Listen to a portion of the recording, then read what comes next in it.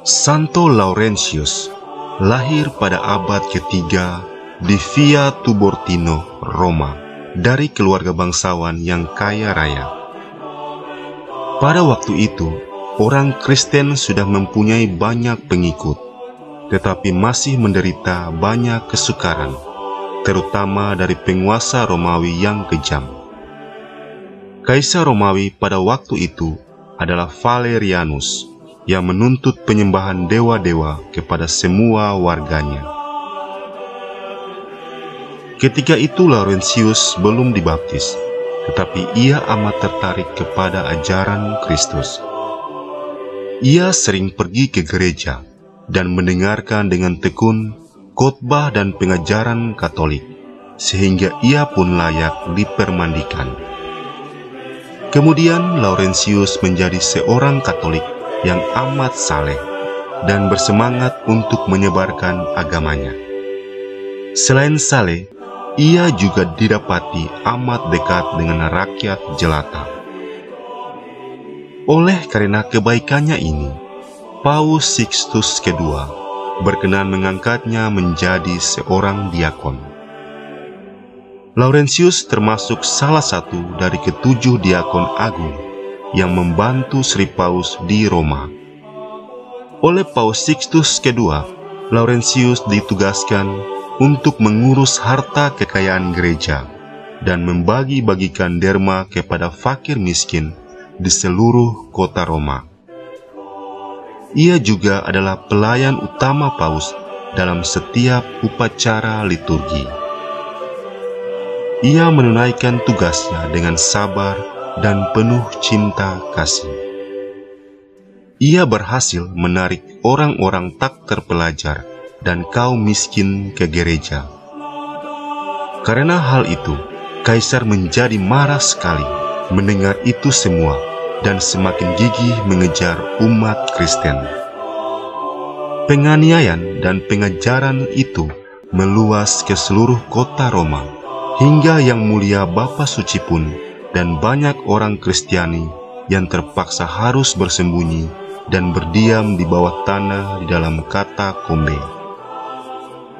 Di dalam katakombe itulah para imam mengorbankan misa suci dan saling menguatkan satu sama lainnya. Pada tanggal 6 Agustus 258, para prajurit Romawi menerjang masuk ke suatu ruangan dalam katakombe di mana Paus Sixtus II sedang memimpin misa. Paus dan para diakonnya serta umat Kristiani yang hadir di situ sama sekali tidak gentar menghadapi ancaman kematian. Kepada Paus, Santo Laurentius berkata, "Aku akan menyertaimu kemana saja engkau pergi. Tidaklah pantas seorang imam agung Kristus pergi tanpa didampingi diakonnya." Paus terharu mendengar kata-kata Laurentius itu, lalu ia berkata, "Janganlah sedih dan menangis, anakku. Aku tidak sendirian. Kristus menyertai aku. Dan engkau 3 hari lagi akan mengikuti aku ke dalam kemuliaan surgawi." Paus Sixtus II bersama dengan 2 orang diakonnya, Santo Felicismus dan Santo Agapitus, langsung dibunuh di tempat itu. Sedangkan Santo Laurentius ditangkap dan dibawa ke penjara.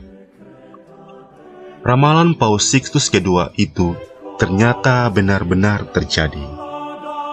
Penguasa kota Roma yang tahu bahwa gereja mempunyai sejumlah besar kekayaan mendapat laporan bahwa Laurentiuslah yang mengurus semua kekayaan itu. Karena itu penguasa Roma lalu membujuk Laurentius untuk secepatnya menyerahkan semua kekayaan gereja itu kepada penguasa Roma. Dengan tenang Laurentius menjawab, "Baiklah Tuan, dalam waktu 3 hari akan kuserahkan semua kekayaan gereja kepadamu." Lalu Laurentius pun dibiarkan pulang ke rumahnya. Laurentius bekerja dengan cepat mengumpulkan orang-orang miskin lalu membagi-bagikan kekayaan gereja sebanyak mungkin kepada mereka. Pada hari ketiga, ia memimpin para orang miskin, orang cacat, orang buta, dan orang sakit, dan berarak menuju kediaman penguasa kota Roma.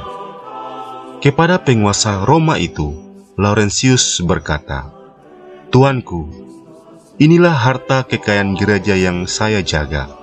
Terimalah dan peliharalah mereka dengan sebaik-baiknya." Tindakan dan kata-kata Laurentius ini dianggap sebagai suatu olokan dan penghinaan terhadap penguasa Roma. Karena itu ia segera ditangkap dan dipanggang hidup-hidup di atas terali besi yang panas membara. Laurentius tidak gentar sedikit pun menghadapi hukuman ini. Setelah separuh badannya bagian bawah hangus terbakar, ia meminta supaya badannya dibalik sehingga seluruhnya bisa hangus terbakar. Dan Laurentius akhirnya menghembuskan nafasnya di atas pemanggangan itu sebagai seorang kesatria Kristus. Kisah kemartirannya kita ketahui dari tulisan-tulisan Santo Agustinus. Di sana dikatakan bahwa orang-orang yang berdoa dengan perantaraan Laurentius terkabul doanya. Karunia-karunia kecil diberikan kepada orang-orang yang berdoa dengan perantaraan Laurentius, supaya mereka terdorong untuk memohon karunia yang lebih besar, yaitu cinta kasih kepada sesama dan kesetiaan kepada Kristus. Terima kasih. Tuhan Yesus memberkati.